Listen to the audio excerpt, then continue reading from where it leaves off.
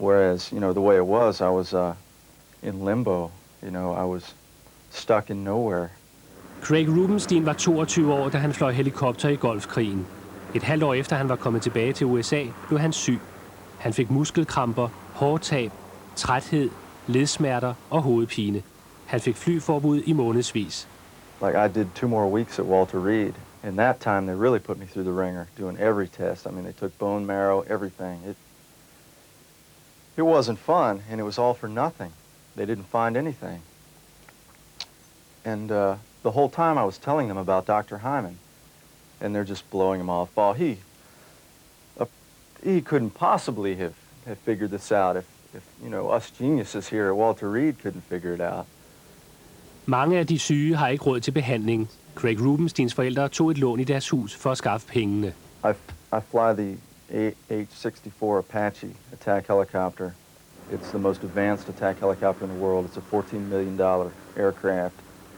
And to train an Apache pilot costs around $1 million. And the treatment costs in the neighborhood of $25,000. And to me, that's peanuts compared to, you know, what's $25,000 to $1 million pilot? It's nothing. Efter Dr. Hyman er begyndt at behandle Operation Ørkenstorm-syndromet, har han været i konflikt med Ministeriet for Krigsveteraner. Gary Sussmans sygdom har kostet ham alt, hvad han ejer. For at overleve er han nødt til at være i dette miljøbeskyttede værelse. Han lider af petrokemisk forgiftning. Han har hjerneskade, problemer med luftvejene, muskel- og mavesygdomme. Men hverken militæret eller Ministeriet for Krigsveteraner vil betale for hans behandling. When he first got home, when he came off the plane, he was very sick. He looked pale. He was real thin. His eyes had a blue hue to them, the whites of his eyes. When he kissed me, this metal, I mean, it was almost like I couldn't kiss him. There was such a horrible metal taste. They did some blood work on me, and it showed a bunch of stuff in there like trimethylbenzenes and stuff that I shouldn't even have had in my body to begin with. And they were all oil-based products. Well, I think anybody with an IQ of 3 watching CNN and seeing all that oil smoke would have to realize that someone would be ill. I mean, that's just common sense. Over 800 oliekilder blev sat i brand under Golfkrigen. Den amerikanske regering gav hurtigt Saddam Hussein skylden for miljøforureningen. Men videnskabsmænd har siden bevist, at oliebrandene begyndte mange uger før på grund af den multinationale styrkes bombetogter. We know that there are satellites that take pictures all the time, and there were people who wanted to get access to satellite pictures of the fires. I know from my colleagues that it was impossible to get those pictures. Normally, with no war going on, you could get those pictures. Videnskabsmænd blev nægtet adgang til oplysningerne om oliebrandene, og den amerikanske regering udsendte en meddelelse, som forhindrede videnskabsmænd i at tale om deres arbejde under krigen. I think it would be politically embarrassing to the United States government to have the accusation laid at their doorstep that some of the soot that was coming from the Middle East was due to fires set by Allied bombing. Efter at flere og flere taler om deres symptomer, er den amerikanske regering blevet tvunget til at indrømme, at soldaterne har været udsat for sundhedsfare. En af de første risici i 1991 var depleteret uran. En rapport til kongressen afslørede, at soldaterne ikke havde vidst noget om faren ved at håndtere stoffet. I Storbritannien offentliggjorde avisen The Independent en hemmeligstemplet rapport fra den britiske atomenergikommission.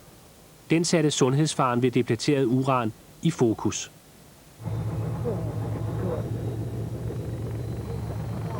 Because depleted uranium had a military benefit and was available in great abundance and relatively cheaply, virtually free for that matter, it was seen as being just a great military boon.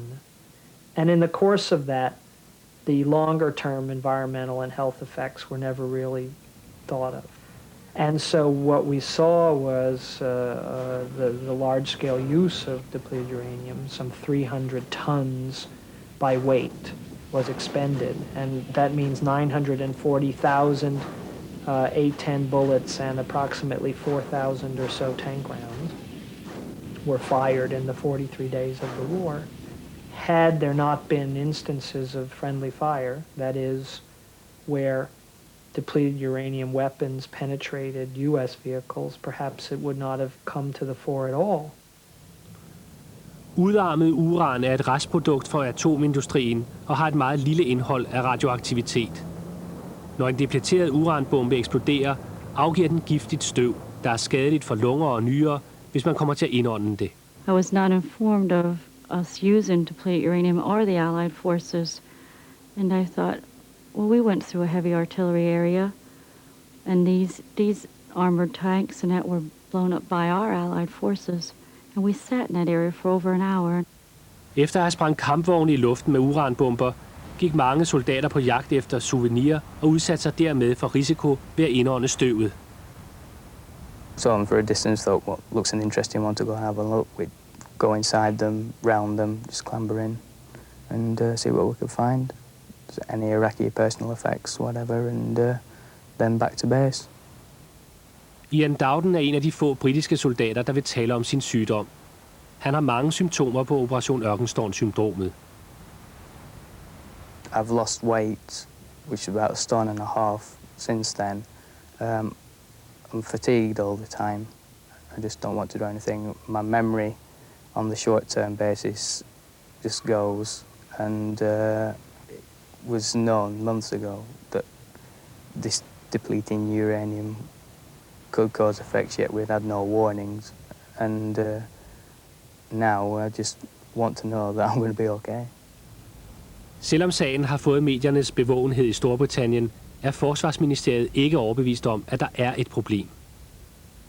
I've issued invitations to anyone to come forward, but so few people have actually done so. Now, you could investigate as to why. Now, as far as I'm concerned, it's because they don't have symptoms that can be put together as this form of Desert Storm syndrome. It's almost as if people are looking for a syndrome. Det er lykkedes for ofre for militær forsømmelse at lægge sag an mod Forsvarsministeriet og regeringen og at vinde og få erstatning. I 1992 lagde efterladte efter 9 soldater, der var omkommet ved en ulykke, sag an. De blev repræsenteret ved advokat Mark Stevens. Han vandt sagen. The Ministry of Defence and the Army have a sort of a cadre of obsessive secrecy, and they will not let any information out unless you absolutely draw it like drawing teeth.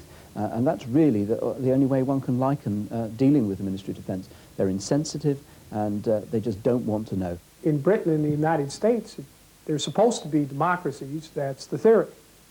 So it's for the people to hold their leaders accountable.